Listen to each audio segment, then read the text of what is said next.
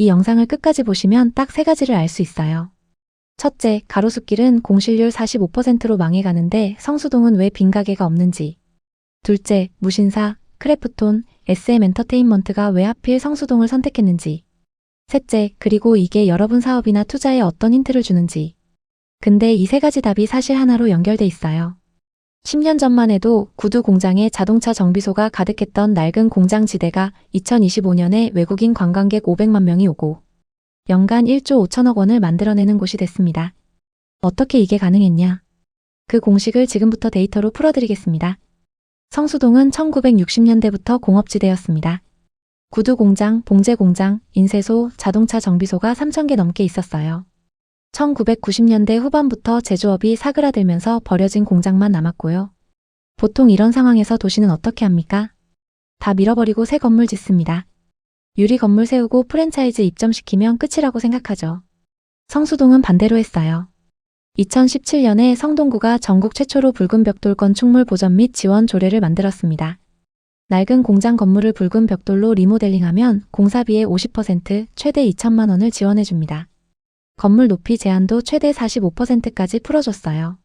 반응이 어땠냐면 2024년 8월에 지원 대상 면적이 기존 27,970제곱미터에서 45만 2,060제곱미터로 늘었습니다. 무려 16배입니다. 건물주들이 앞다투어 신청한 거예요. 왜 낡은 게 오히려 돈이 됐냐고요? 대림창고를 보면 바로 이해됩니다. 원래 정미소랑 창고였는데 리모델링하면서 낡은 박공지붕 뼈대를 그대로 노출시켰어요. 천장 채광 도입, 기둥 없는 대공간. 일반 상가에서는 절대 못 만드는 공간감이 인스타그램에서 폭발적으로 퍼진 겁니다. 아모레 성수는 더 극적이에요. 과거 자동차 정비소였는데 차 수리할 때 쓰던 바닥 구덩이와 경사로를 그대로 살렸습니다. 화장품 사러 갔다가 정비소 구조물 사이를 걸어다니는 경험, 이게 어디서도 못하는 독보적인 경험이 된 거예요. 그래서 프랑스 명품 브랜드 크리스찬 디올이 2022년 5월에 국내 2번째 플래그십 매장을 강남도 청담동도 아닌 성수동에 연 겁니다. 낡은 공장이라는 배경이 오히려 럭셔리 브랜드의 이질적 조합을 만들어내는 최고의 무대가 된 거죠. 핵심은 이겁니다. 프랜차이즈가 가득한 가로수길에 가면 어디서나 볼 수 있는 것들이 있어요. 성수동에 가면 오직 거기서만 볼 수 있는 게 있습니다. Z세대가 1시간을 걸어서라도 성수동을 찾아오는 이유는 바로 이겁니다. 그럼 여기서 중간 질문 하나, Z세대가 성수동에서 실제로 어떻게 지갑을 여는 걸까요? 이게 2번째 핵심입니다. 대학내일 20대 연구소의 2025년 조사 결과입니다. Z세대 여성의 72.7%, 남성의 60.8%가 일주일에 한 번 이상 고가의 프리미엄 디저트를 구매한다고 했어요. 2만원에서 3만원짜리 조각 케이크를 사기 위해 1시간 넘게 줄을 섭니다. 근데 이 세대가 평소에 장 볼 때 쓰는 돈은 평균 6만 6천 원이에요. 전 세대 중 가장 적습니다. 야식도 안 먹고 쓸데없는 소비는 철저히 통제해요. 모순처럼 보이죠? 완벽하게 논리적입니다. 이 세대의 행복 제일 조건은 소득과 재산이에요. 62.6%가 그렇게 답했어요. 돈이 없어서 안 쓰는 게 아니라 가치가 없으면 절대 안 씁니다. 대신 인스타그램이나 틱톡에 올릴 수 있는 독보적인 경험에는 아낌없이 지갑을 열어요. 이걸 갓생 소비라고 부릅니다. 일상은 극도로 통제하면서 의미 있는 순간에는 과감하게 투자하는 생활 방식이에요. 성수동은 바로 그 무대입니다. 2025년 1월부터 11월까지 국내에서 열린 팝업 스토어는 총 3,077개입니다. 그중 35%가 성동구에서 열렸어요. 매달 많게는 100개 이상의 팝업이 성수동에서 열립니다. 2024년 같은 기간 1,713개에서 약 80% 증가한 수치예요. 팝업이 왜 이렇게 효과적이냐? 번 슈미트의 체험 마케팅 이론으로 설명하면 성공하는 팝업은 5가지를 다 갖추고 있어요. 감각, 감성, 인지, 행동, 관계입니다. 감각은 눈과 귀와 코를 자극하는 거예요. 샤넬이 성수동에서 100주년 팝업을 할 때 향기와 조명과 색깔로 공간을 채운 것처럼요. 감성은 브랜드 스토리를 감정으로 전달하는 겁니다. 인지는 소비자가 직접 생각하고 탐색하게 만드는 구조예요. 행동은 몸을 쓰게 만드는 것. 제품을 직접 써보고 미션을 수행하고. 마지막 관계는 인증 사진 찍게 만들고 해시태그 달게 만들어서 커뮤니티의 일원이 된 느낌을 주는 거예요. 이 5가지 중 하나라도 빠지면 소비자가 그냥 그랬어가 됩니다. 인스타에 올릴 이유가 없어지는 거죠. 실제 데이터를 보면요. 팝업에서 좋은 경험을 한 소비자의 77%가 브랜드 신뢰도가 높아졌고 80%는 충성도가 생겼으며 64%는 자발적으로 타인에게 브랜드를 추천했습니다. 그래서 성수동 대형 팝업 임대료가 하루 1,000만 원, 평당 월 130만 원이어도 기업들이 줄을 서는 겁니다. 팝업에서 파는 게 목적이 아니에요. 온라인 판매로 연결되는 브랜드 인지도와 소셜 바이럴 효과를 사는 거니까요. 그런데 여기서 또 하나의 질문이 생겨요. Z세대만으로는 365일 상권이 유지되지 않아요. 주말에만 뜨는 상권은 결국 망합니다. 성수동이 다른 이유가 여기 있어요. 무신사, 크래프톤, SM엔터테인먼트. 이 세 회사의 공통점. 다 성수동에 있어요. 강남도 판교도 여의도도 아닙니다. 크래프톤부터 보겠습니다. 배틀그라운드 만든 게임 회사죠. 2021년에 성수동 이마트 본사 건물과 부지를 1조 2천억 원에 사들였어요. 거기서 멈추지 않고 주변 건물을 추가로 사들여 총 7개 건물을 확보했고 2027년에서 2028년 완공을 목표로 거대한 업무문화 복합시설인 크래프톤 타운을 짓고 있습니다. 게임 회사가 왜 이런 선택을 했을까요? 크래프톤이 원하는 인재는 개발자만이 아닙니다. 디자이너, 크리에이터, 마케터. 트렌드에 민감하고 창의적인 사람들이 필요해요. 그런 사람들이 강남보다 성수동을 더 좋아한다는 걸 알고 있는 겁니다. 이건 부동산 투자가 아니에요. 인재를 잡기 위한 전략입니다. 무신사는 좀 다른 방식으로 접근했어요. 자신들의 온라인 플랫폼에 입점한 660개 중소 브랜드들을 성수동, 오프라인 공간으로 끌어들이는 인큐베이터 역할을 했습니다. 온라인에서 고객 반응과 시장성이 검증된 40여 개의 브랜드가 성수동에 단독 플래그십 스토어를 열었어요. 그 결과 2019년에 1087개였던 성수동 패션 관련 점포 수가 2024년에 1453개가 됐습니다. 5년 만에 34% 늘었어요. 성동구도 여기에 맞장구를 쳤어요.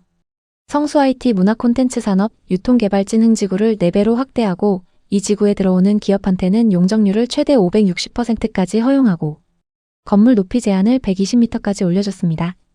결과는 숫자로 나왔습니다. 2014년에 82,747명이었던 성수동 사업체 종사자 수가 2023년에 124,923명이 됐어요. 9년 만에 51% 4만 명 이상이 늘었습니다. 이게 상권에 어떤 의미냐면 4만 명의 IT 엔터패션 업계. 고소득 직장인이 평일에 성수동에서 밥 먹고 커피 마시고 퇴근 후 회식을 한다는 겁니다. 하이엔드 파인 다이닝, 프리미엄 오마카세, 스페셜티 커피, 대형 베이커리 카페가 골목 안쪽까지 촘촘하게 들어찬 이유가 여기 있어요. 주말엔 팝업 때문에 Z세대가 몰려오고 평일엔 고소득 직장인들이 소비합니다. 성수동이 다른 상권과 근본적으로 다른 점이에요. 주말만 뜨는 게 아니라 365일 돌아가는 자족형 구조입니다. 그런데 여기까지만 들으면 이런 생각이 들 수 있어요. 상권이 이렇게 뜨면 임대료가 오르고 결국 홍대나 가로수길처럼 망하지 않냐고요. 이게 마지막 핵심입니다. 상권이 뜨면 반드시 생기는 문제가 있어요. 젠트리피케이션이에요. 동네가 유명해지면 임대료가 오릅니다. 임대료가 오르면 처음에 동네를 만들었던 소규모 가게들이 쫓겨나요. 그 자리를 대형 프랜차이즈가 채우면 동네의 개성이 사라지고 소비자들이 발길을 끊고 결국 상권이 망합니다. 홍대, 경리단길, 가로수길이 다 이 수순을 밟았어요. 성수동도 위기가 왔었어요. 2018년에 평당 10만 원이었던 연무장길 임대료가 2022년에 15만 원이 됐습니다. 4년 만에 50% 올랐어요. 같은 기간 상인들 매출 상승은 25.6%였는데 임대료가 그 2배로 뛴 겁니다. 여기서 성동구가 개입했어요. 2015년에 이미 전국 최초로 젠트리피케이션 방지 조례를 만들었거든요. 상인이 5년 동안 같은 자리를 쓸 수 있도록 계약 갱신을 보장하고 임대인, 임차인, 구청이 3자 협약을 맺어 임대료 상승을 묶어두는 방식이에요. 그 결과 협약에 참여한 상권의 임대료 상승률이 3.7%에 그쳤습니다. 여기에 더해서 구청 소유 공간을 영세소상공인에게 반값 이하로 빌려줘서 팝업 스토어를 열 기회를 줬어요. 자본이 없는 로컬 브랜드도 성수동에서 테스트할 수 있게 된 겁니다. 그리고 2025년 6월 성수 타운 매니지먼트를 출범시켰어요. 무신사, SM엔터, 크래프톤 같은 대기업 대표들과 지역상인, 주민, 구청이 동등한 주체로 참여해서 상권 전체를 함께 관리하는 시스템입니다. 미국 뉴욕 타임스퀘어, 일본 도쿄 마루노우치에서 쓰는 선진 모델인데 대한민국 지자체 최초 도입이에요. 자, 이제 처음에 제가 드린 약속을 지킬 시간입니다. 왜 성수동만 빈 가게가 없냐? 답은 3가지가 맞물렸기 때문입니다. 낡은 것을 자산으로 만든 공간 전략, Z세대의 경험 소비를 정확히 포착한 팝업 이코노미, 그리고 임대료 폭등을 막은 지자체의 제도적 개입. 이 3가지가 동시에 작동했어요. 숫자로 확인해 보겠습니다. 성수동 상권 전체 경제적 가치가 2014년 4,364억 원에서 2023년 1조 5,497억 원이 됐습니다. 10년 만에 3.5배입니다. 신용카드 매출은 3.7배 늘어서 2,384억 원. 외국인 방문객은 2024년 300만 명에서 2025년 500만 명을 넘어섰어요. 성수동은 이제 서울 6대 주요 상권 중 일평균 유동인구 1위입니다. 강남을 제쳤어요. 무신사, 크래프톤, SM이 왜 성수동을 선택했냐? 이것도 같은 답입니다. 트렌드에 민감한 창의적 인재들이 모이는 곳이기 때문이에요. 기업이 사람을 따라온 겁니다. 그럼 여러분 사업이나 투자에 어떤 힌트가 있냐? 성수동 성공 공식을 한 문장으로 압축하면 이겁니다. 오직 여기서만 경험할 수 있는 이유를 만들어라. 가로수길은 그 이유를 잃었어요. 어디서나 볼 수 있는 프랜차이즈로 채워졌거든요. 성수동은 낡은 공장 뼈대 안에 루이비통이 들어오고 자동차 정비소 구덩이 위에서 화장품을 체험하는 이질적인 조합을 만들었어요. 그 조합이 소비자를 끌어당기는 겁니다. 마지막으로 한 가지만 더. 성수동에 가게 열면 무조건 잘 됩니까? 아닙니다. 팝업 하루 임대료가 1,000만 원이에요. 팝업에서 물건 팔아서 임대료 뽑겠다는 생각으로 들어오면 망합니다. 팝업의 목적은 판매가 아니에요. 브랜드 인지도를 높이고 소셜미디어 바이럴을 만들고 나중에 온라인에서 10배를 팔기 위한 투자입니다. 이 구조를 이해하지 못하면 성수동은 그냥 돈 쓰는 행사예요. 성수동은 돈 많으면 성공하는 곳이 아닙니다.